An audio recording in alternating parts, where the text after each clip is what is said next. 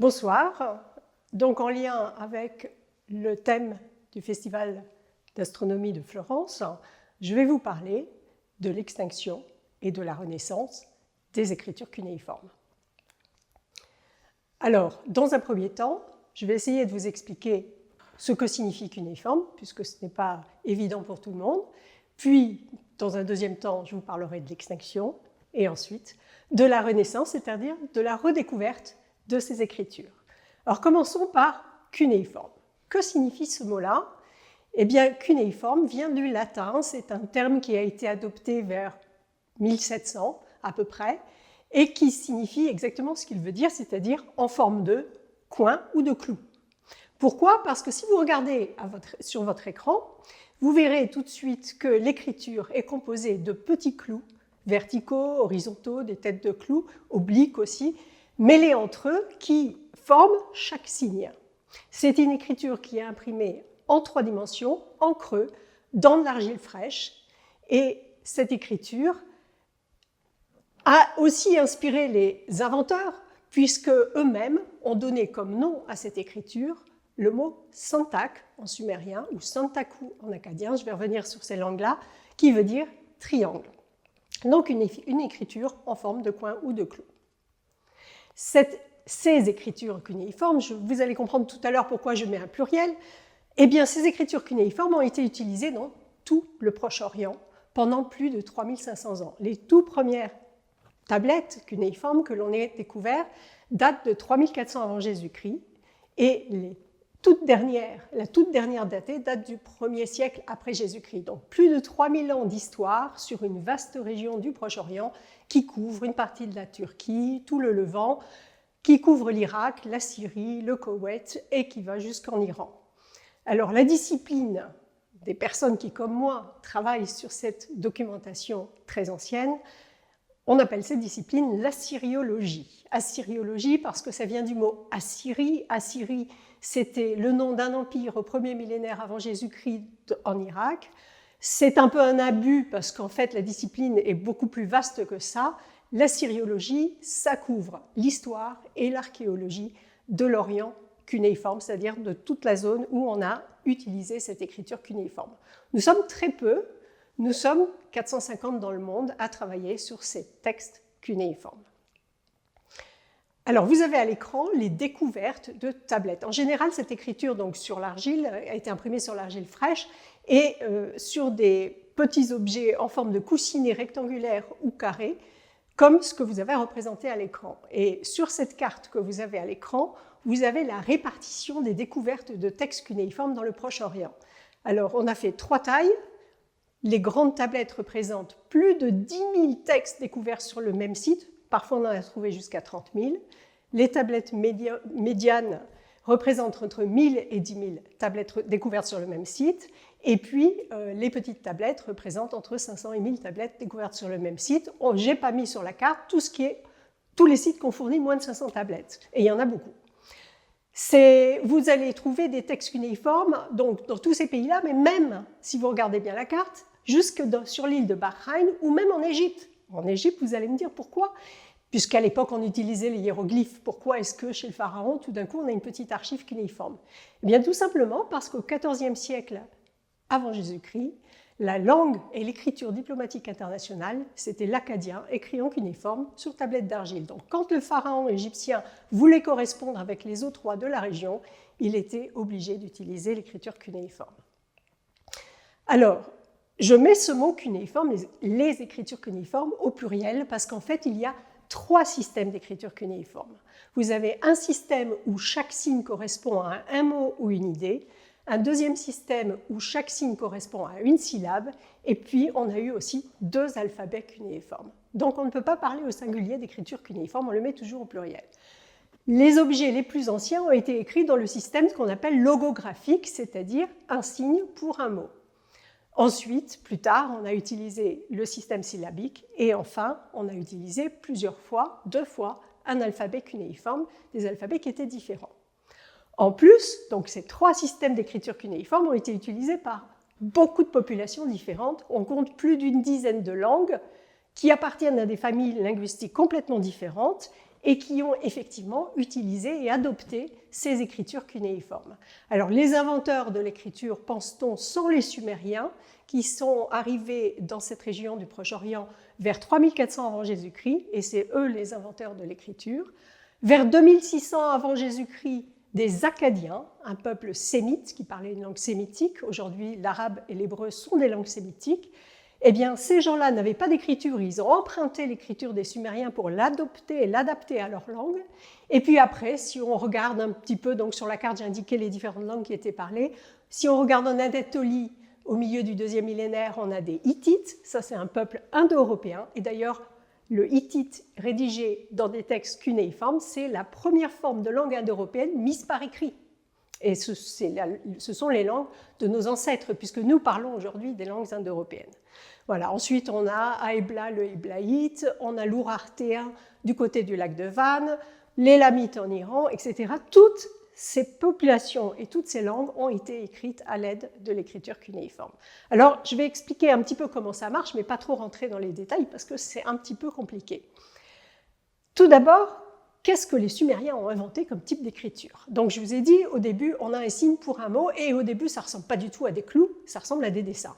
Donc, c'est un peu un abus de dire qu'on parle d'écriture cunéiforme, mais en fait, la forme va évoluer rapidement parce que les petits dessins ont des courbes, et c'est très difficile d'écrire des courbes dans l'argile.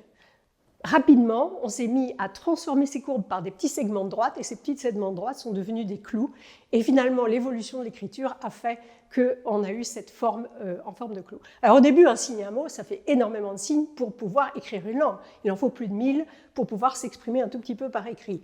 Donc il y a des moyens pour diminuer un petit peu le nombre de signes. D'abord, on va dire, faire des hachures sur la partie du signe qui nous intéresse. Donc si vous prenez la tête, si on hachure entre les yeux et le menton, on va mettre l'accent sur tout ce qui se passe là. Donc il y a la bouche, il y a parler, il y a le nez, il y a les dents, etc. Donc ce signe-là permet de réduire un petit peu le nombre de signes nécessaires. Ensuite, on peut combiner deux signes entre eux. Si on met la tête plus le pain, ça va vouloir dire manger. Alors le problème, c'est que le sumérien, comme le chinois d'ailleurs, a des mots très brefs. Donc si chaque signe correspond à un mot et que ce mot, en fait, il est monosyllabique ou il a 2 syllabes au maximum, eh bien en fait, on va se retrouver avec beaucoup de signes qui se prononcent un peu de la même façon. Alors les Chinois, ils ont résolu le problème parce qu'ils ont les tons. En fonction du ton, on arrive à distinguer qu'ils veulent dire des choses différentes. Nous, le sumérien, on ne sait pas du tout comment il était prononcé. Donc, en tant que scientifique moderne, on met des petits numéros derrière les signes. On sait par exemple qu'il y a 26 signes différents qui devaient se lire doux. Mais doux, on ne sait pas. Donc, et chacun de ces signes correspondait à un sens différent.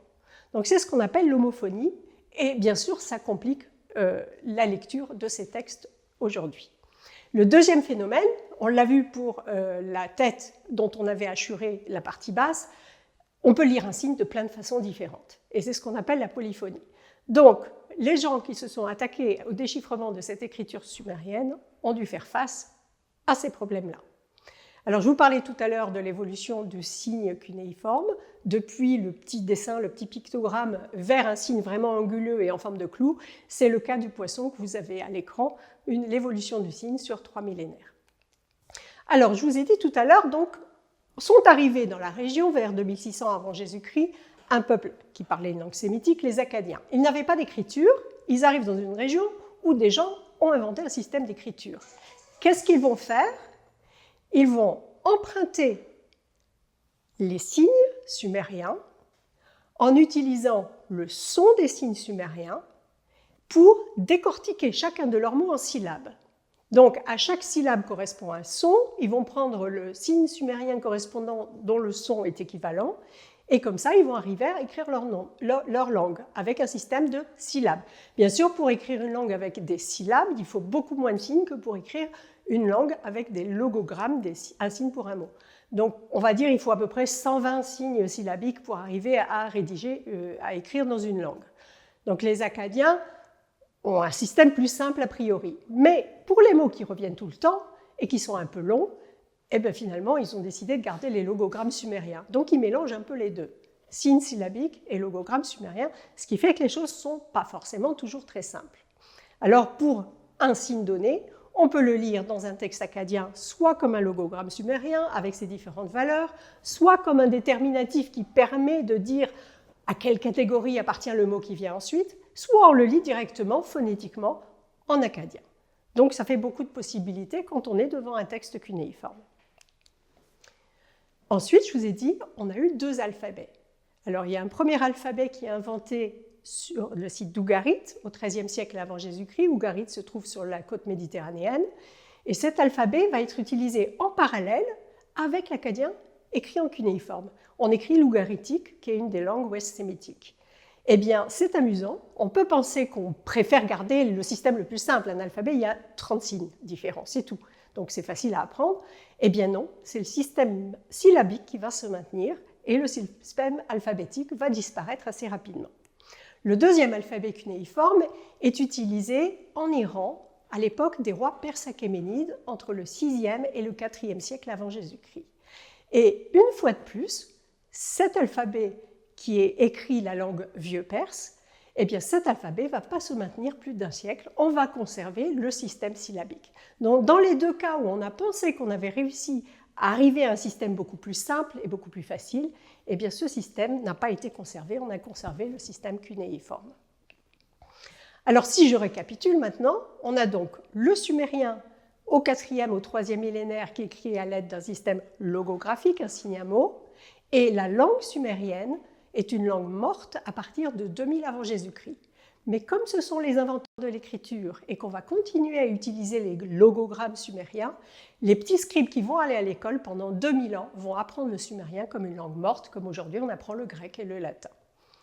Ensuite, on a donc l'akkadien qui est noté à l'aide d'un système syllabique. Et ce système syllabique va être adopté par plein d'autres langues. En Anatolie, donc par le hittite, par le rourite, par l'ourartéen aux côtés du lac de Van. Aussi, en Iran, on utilise un système syllabique, donc c'est ce système-là qui vraiment a eu la préférence de toutes ces populations. Et puis, donc, on a 2 systèmes alphabétiques, mais qui n'auront pas, chacun de ces systèmes alphabétiques n'aura pas plus d'une existence d'1 siècle à peu près. Alors, avec ce système d'écriture, on peut écrire n'importe quoi. Et les Mésopotamiens ne s'en sont pas privés.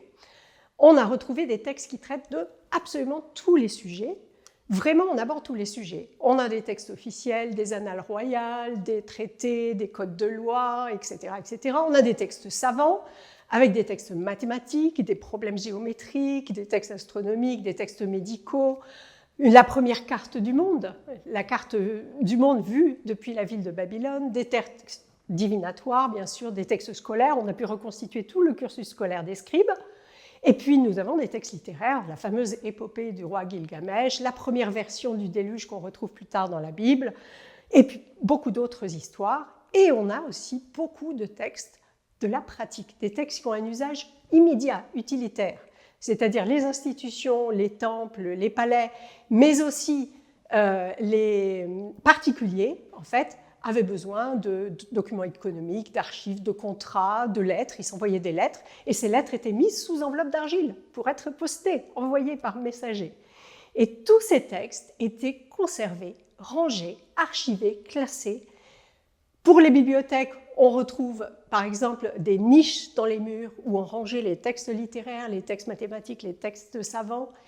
Et puis dans les archives des palais, parfois les textes étaient rangés sur des étagères en bois, comme à Ebla, où les étagères ont disparu parce que tout ce qui est organique au Proche-Orient n'a pas survécu, et on a retrouvé les tablettes fichées en terre. Et puis chez les particuliers, on classait dans des jarres, des caisses, des paniers, et on étiquetait, on indiquait quel était le contenu de ces récipients.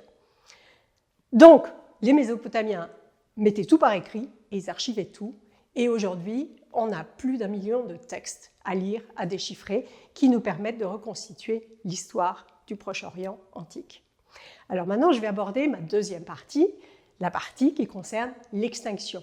Puisque cette écriture cunéiforme, ou ces écritures cunéiformes étaient utilisées depuis 3400 avant Jésus-Christ, pourquoi est-ce qu'au 1er siècle après Jésus-Christ, après une telle tradition, après avoir tout mis par écrit, eh bien, cette écriture disparaît carrément? Alors, qu'est-ce qui se passe? Pourquoi est-ce qu'on arrive à cette situation? Eh bien, donc je vous ai dit, vers 2000 avant Jésus-Christ, le sumérien est une langue morte. C'est une langue qui s'est éteinte, mais on continue à l'apprendre. Les petits scribes doivent apprendre par cœur des listes de vocabulaire en sumérien, des listes de signes en sumérien, parce que, mine de rien, leurs textes sont pleins de logogrammes sumériens.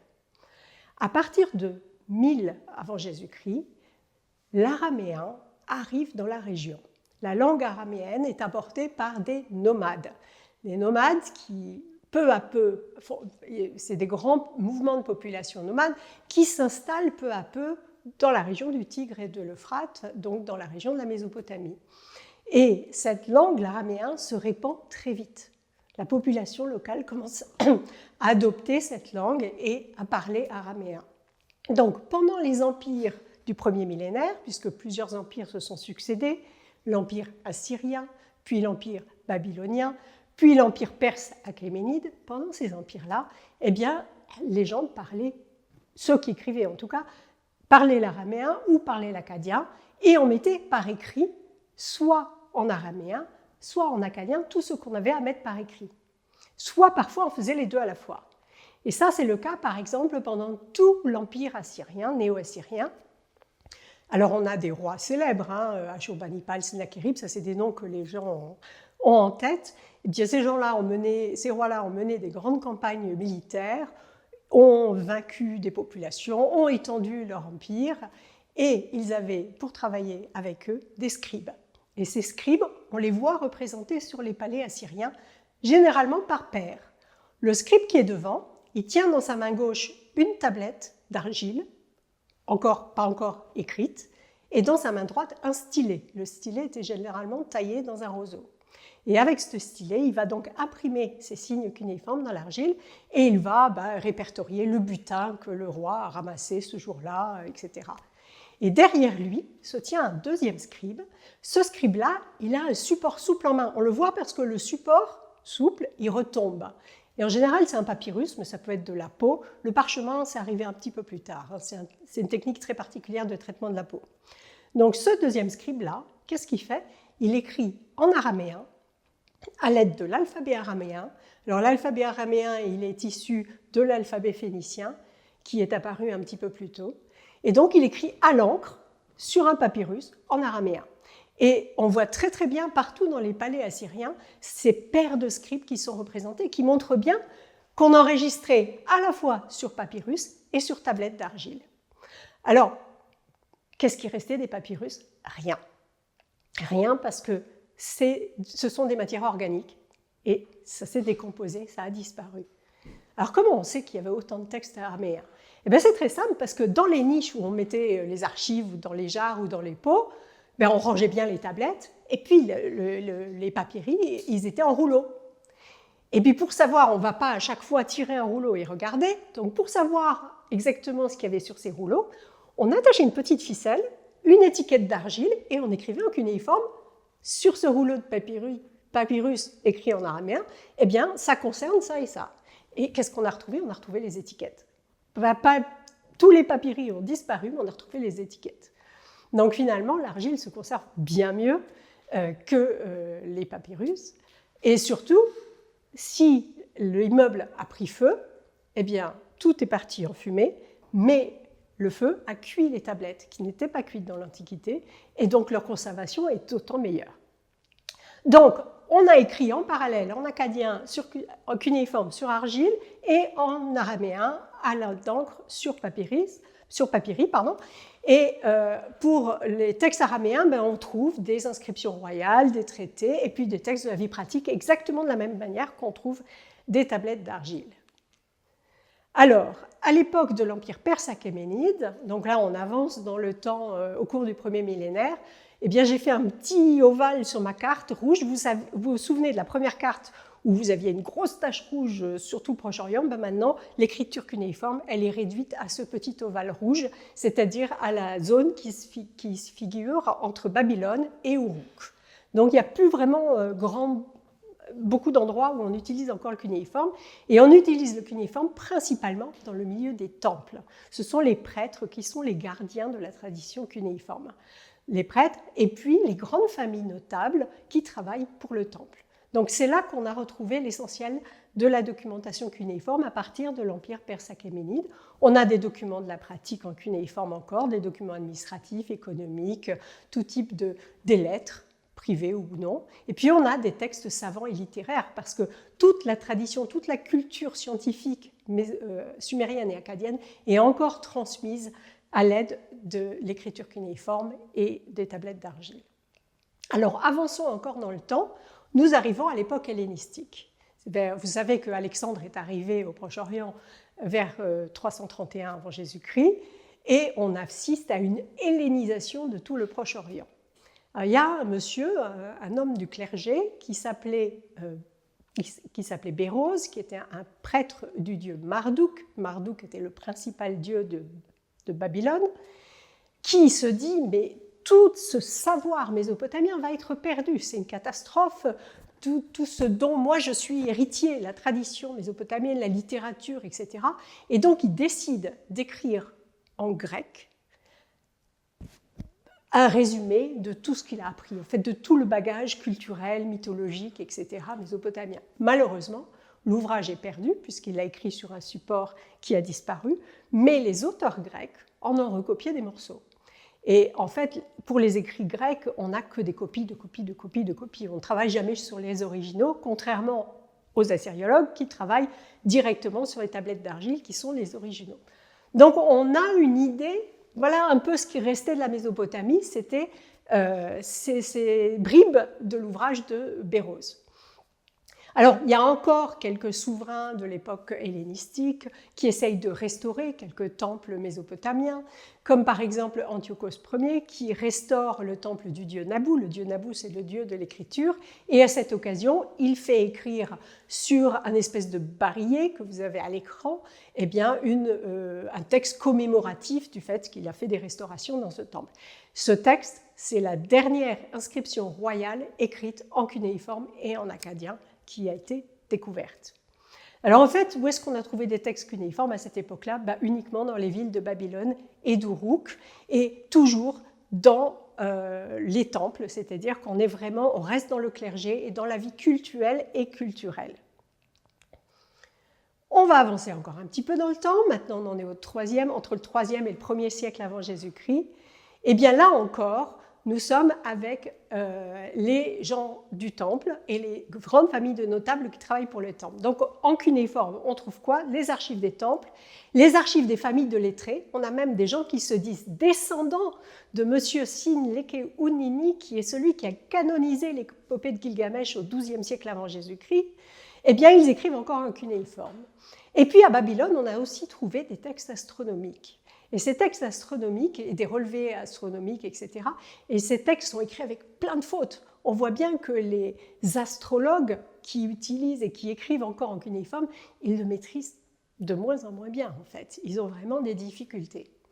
Alors, ce qui est très intéressant, c'est de voir comment est-ce que l'araméen sur papyrus a remplacé le cunéiforme. Il y a un exemple très facile à prendre. Eh bien, c'est tout ce que les Grecs, donc cette période après Alexandre le Grand, tout ce que les Grecs imposent. Par exemple, les Grecs décident d'imposer une nouvelle taxe sur certains types de contrats, par exemple les ventes d'esclaves. À partir du moment où ils imposent cette nouvelle taxe, on va écrire ces contrats-là en araméen, et donc sur papyri. Par contre, cette taxe n'est pas imposée sur la vente des maisons, alors on va continuer à écrire les contrats d'achat de maisons en cunéiforme et en akkadien. Donc on voit très très bien comment l'araméen a remplacé peu à peu le cunéiforme. Alors les tout derniers textes qu'on a, sur les 2 derniers siècles, premier siècle avant, premier siècle après, eh bien ce sont des textes astronomiques. C'est amusant, les Babyloniens ont fait d'énormes percées dans les connaissances astronomiques, donc ça se rattache très très bien à ce festival d'astronomie de Florence. On trouve des textes qui nous expliquent comment prédire les mouvements des planètes, de la Lune, du Soleil, des textes de procédure avec des calculs, des horoscopes, ou encore des observations de la comète de Halley. Alors ce sont ces textes-là vraiment qui nous restent sur la fin, et à partir du 1er siècle avant Jésus-Christ, eh bien, nous n'avons plus que ce type de texte. Le tout dernier texte qui porte une date, parce que sinon on n'a pas forcément de date sur les textes, le tout dernier texte qui porte une date, date de 75 après Jésus-Christ. Donc c'est de là qu'on date la fin de l'écriture cunéiforme. Mais juste un peu avant, je voudrais vous montrer ce texte-là. On a une petite vingtaine de textes assez extraordinaires qu'on a appelés les Graeco-Babyloniaca. Pourquoi on les a appelés comme ça? Parce que sur une face de la tablette, vous avez un texte écrit en cunéiforme, soit en langue sumérienne, soit en langue akkadienne, et sur l'autre face de la tablette, vous avez de l'alphabet grec. Et on ne comprenait rien, ce n'est pas du grec qui est transcrit. En fait, c'est ce texte en grec transcrit phonétiquement comment il faut lire le texte en akkadien ou en sumérien écrit en cunéiforme. Donc ça s'adresse à des Babyloniens qui ont complètement perdu le contact avec leur propre tradition. Ils ont oublié la langue babylonienne, la langue akkadienne, ils ne savent plus la lire, et donc on leur explique phonétiquement à l'aide de l'alphabet grec et pas de l'alphabet araméen, parce que l'alphabet araméen, comme toutes les langues sémitiques, ne note pas les voyelles. Donc on utilise l'alphabet grec pour avoir les voyelles, et donc on leur explique comment il faut prononcer un texte écrit en cunéiforme et en akkadien. Donc ces textes, ces Graeco-Babyloniaca, ce sont vraiment des témoins d'une culture cunéiforme qui est en total déclin, qui est en train d'être perdue.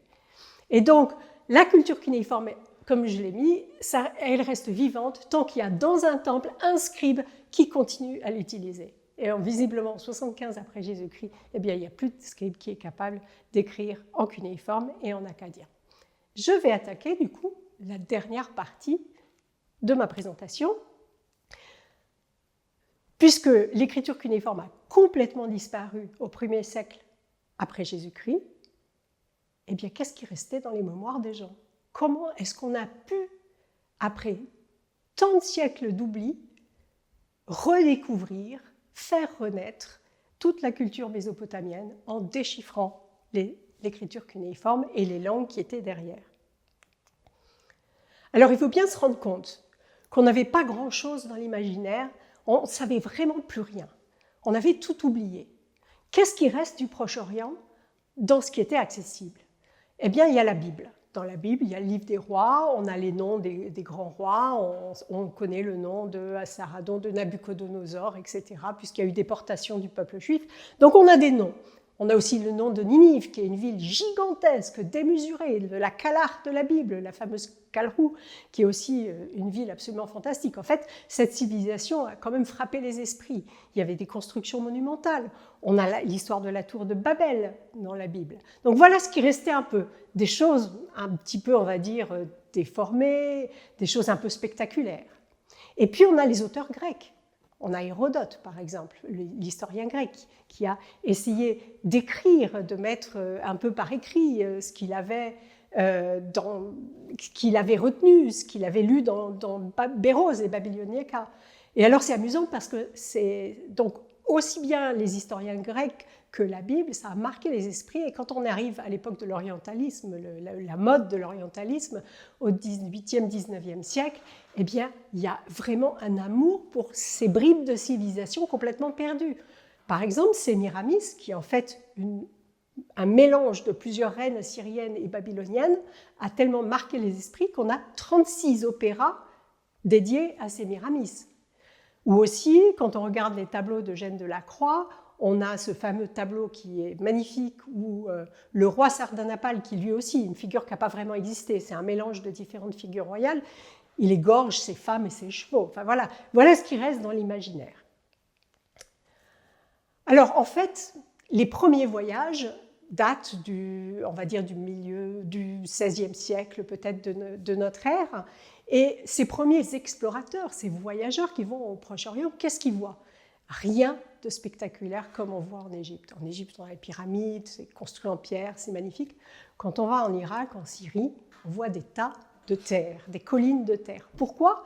Parce qu'en Mésopotamie, on n'a pas de pierre, on a essentiellement de l'argile. Et on fait tout avec l'argile. On écrit, on a la vaisselle du quotidien, mais aussi on construit les maisons. Les maisons étaient construites en briques d'argile crue. Et par conséquent, s'il y avait des intempéries, les maisons fondent. Et puis quand les maisons sont trop détériorées, on reconstruit par-dessus. Et finalement, qu'est-ce qu'on a comme résultat final? Des tas de terre cumulées, qu'on appelle des tels en Irak, en Syrie, ou des tépées en Anatolie, en Turquie. Et donc, ce n'est pas du tout spectaculaire. Ce n'est pas du tout spectaculaire.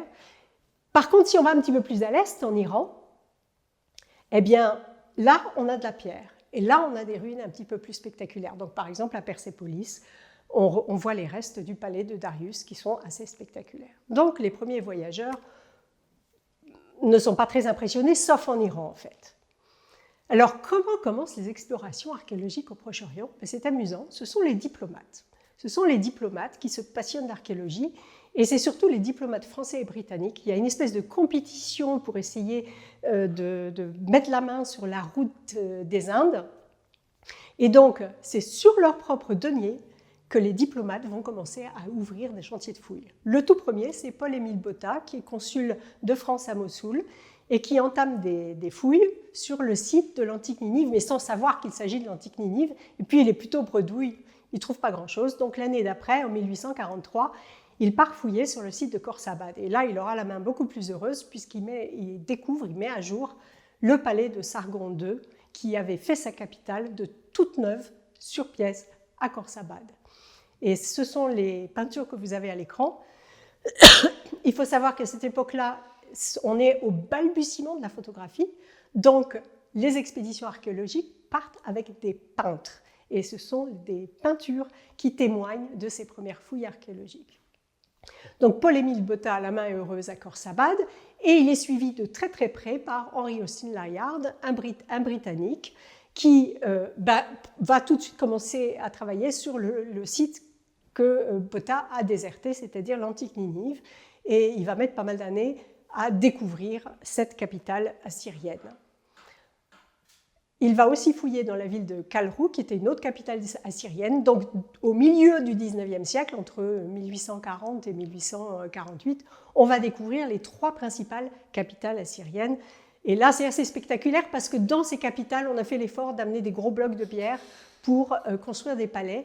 Et ces blocs de pierre sont recouverts de reliefs complètement sculptés, donc c'est très impressionnant.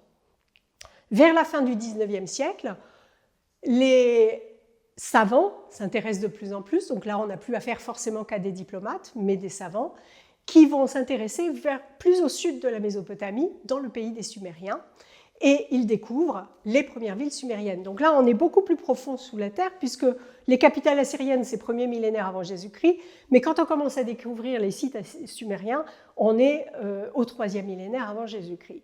Le grand problème de tous ces découvreurs, ces premiers découvreurs, c'est qu'ils s'intéressent aux objets. Ils ne voient pas en fait les murs faits de briques d'argile crue, ils ne les voient pas dans un sol fait d'argile, ils n'arrivent pas à les distinguer. Donc ils massacrent complètement l'architecture des palais, des villes, des maisons, mais ils cherchent les statues, les objets inscrits qui sont en pierre, voire des tablettes quand elles apparaissent. Alors heureusement, ce qui a sauvé l'archéologie proche-orientale, ce sont les Allemands, qui arrivent au tout début du XXe siècle, parce que ce sont des architectes. Et comme ce sont des architectes, eh bien, eux, ils vont essayer de découvrir la structure des bâtiments et donc chercher les murs faits de briques d'argile crue. Donc, en peu de temps, les Allemands vont fouiller les principales villes Babylone, Achour et la ville d'Uruk, où on a trouvé les plus anciennes tablettes. Alors c'est intéressant si on avance un peu dans le temps. Maintenant, je suis au niveau de la Première Guerre mondiale et puis entre les deux guerres. Et là, on a un témoignage qui est tout à fait inattendu, parce que Agatha Christie avait épousé un célèbre archéologue qui travaillait en Syrie et en Irak, qui s'appelait Max Mallowan. Et si vous lisez l'autobiographie d'Agatha Christie, elle explique comment ça se passait. Donc on est au temps des mandats français et britanniques en Syrie pour la France, en Irak pour les Anglais. Et donc il y a une division des découvertes qui est faite entre les autorités locales et le British Museum à Londres, le Louvre en France, etc. Donc elle explique comment ça se passe, c'est passionnant. Et puis elle a écrit au moins 2 romans policiers qui sont directement inspirés parce qu'elle accompagnait son mari sur les chantiers de fouilles. Et donc Meurtre en Mésopotamie, ça se passe sur un chantier de fouilles dans un site imaginaire en Syrie ou en Irak. Alors comment s'est fait ce déchiffrement? Donc on a ces premiers voyageurs qui sont quand même un peu, on va dire, fascinés, ces diplomates qui découvrent ces capitales. Et le tout premier à s'intéresser aux signes d'écriture, c'est M. Pietro della Valle, déjà au XVIIe siècle. C'est un gentilhomme romain, il copie quelques signes et les ramène. Et il a une intuition absolument géniale parce qu'il pense tout de suite qu'il a affaire à une écriture, alors que les autres pensent que c'est décoratif, etc. Et non seulement ça, mais en plus, il pense qu'il a affaire à une écriture qui se lit de gauche à droite. Alors, le premier objet qui est rapporté en Europe, et même en France, et qui porte une inscription, c'est ce caillou Michaud qui est rapporté par un botaniste et qui est donné à la Bibliothèque nationale et qui se trouve encore aujourd'hui au cabinet des médailles. Il a fait vraiment travailler les savants, et certains, complètement farfelus, se sont essayés à donner une traduction de texte qu'il pouvait y avoir sur ce caillou Michaud. Le plus farfelu d'entre eux, c'est M. Anton Lichtenstein, et je vous ai mis le texte à l'écran qu'il proposait. C'est un tout petit bout. Il pensait qu'il s'agissait du prêtre, du dieu de la mort, qui était en train de sermonner les femmes qui se comportent comme des femmes, des pleureuses, et qu'il faut un peu les secouer. Donc, son texte absolument magnifique, qui n'a rien à voir avec le véritable contenu. Je vous en donne juste un extrait. La faiblesse, ne l'oubliez pas, est le partage des femmes. Trop souvent, vous êtes aveugles pour vos propres fautes. Nous vous recommandons aujourd'hui solennellement la morale qu'enseigne notre croyance.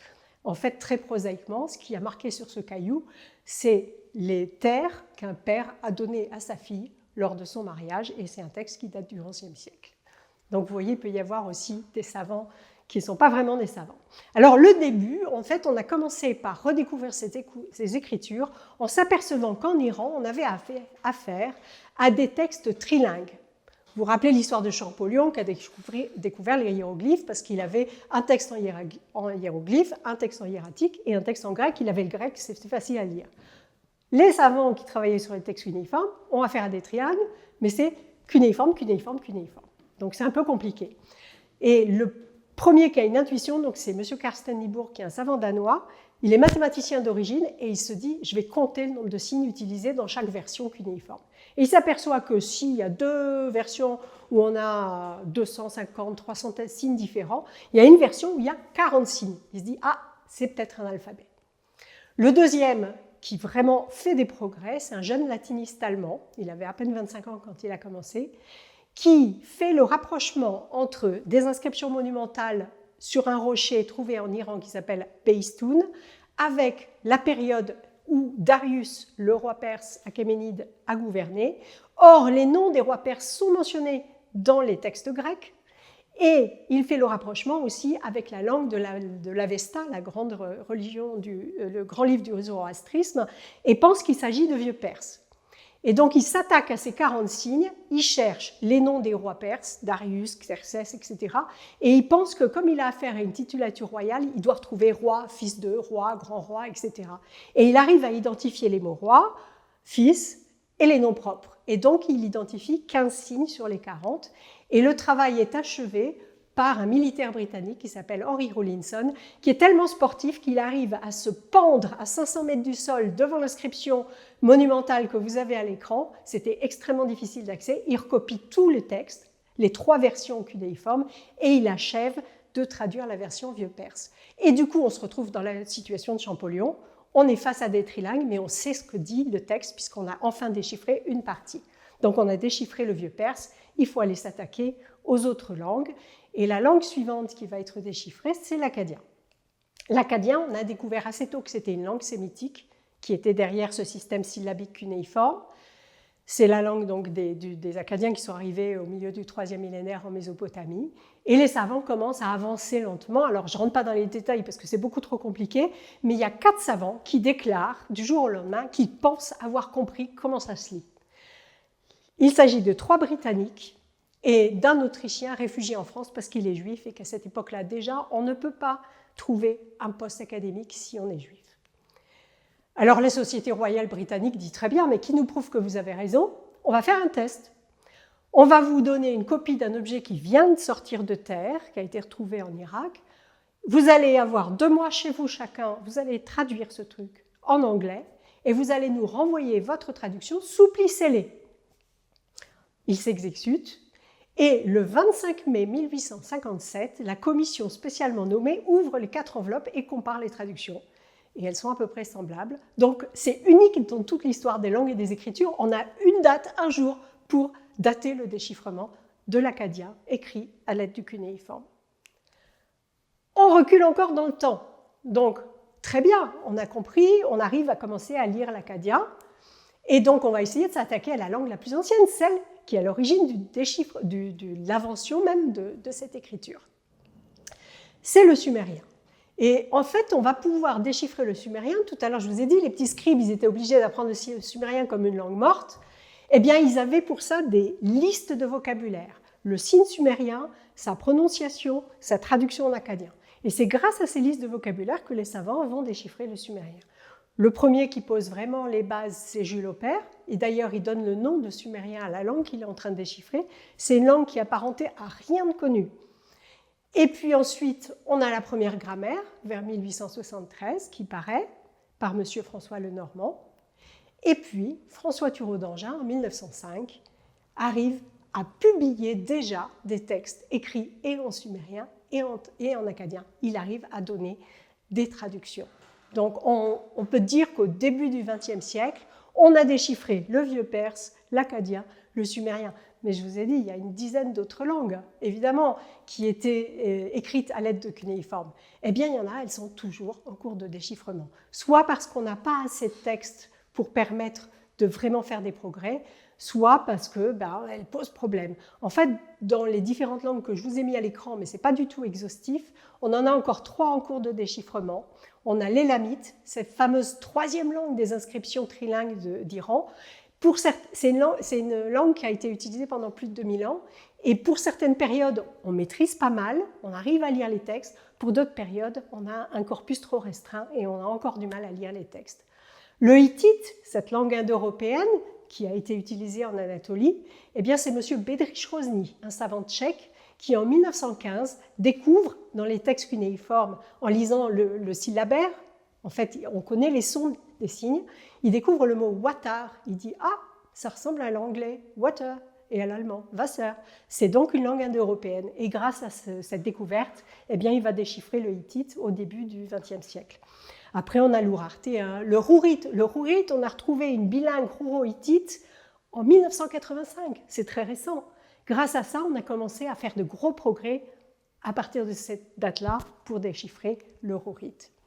Donc, pour finir ma présentation, je voulais vous expliquer que ces écritures cunéiformes, elles ont servi à énormément de gens, à beaucoup de peuples, parce que c'est une technique extrêmement ingénieuse. C'est très facile d'imprimer un clou dans l'argile. Donc, techniquement, c'est très facile. Par contre, il faut apprendre tous les signes, c'est beaucoup plus complexe. Et c'est une écriture très souple, puisqu'elle a permis d'être utilisée selon des tas de systèmes différents. Et puis surtout, c'est magique, parce que ces textes cunéiformes, qui à l'origine sont des petites tablettes d'argile crue, avec le temps, elles se sont conservées. C'est pour ça que nous en avons largement plus d'1 million. On en trouve chaque année. Chaque année, les archéologues mettent au jour de nouvelles tablettes. Et grâce à ces lectures de nouvelles tablettes, eh bien, nous reconstituons 3000 ans d'histoire du Proche-Orient. On travaille sur des documents originaux. Et pour en savoir plus, je voulais juste vous mettre à l'écran 2 ouvrages qui portent sur les écritures cunéiformes et sur les histoires de déchiffrement, et un petit film didactique d'une quinzaine de minutes pour expliquer et surtout montrer comment on écrit dans l'argile. Voilà.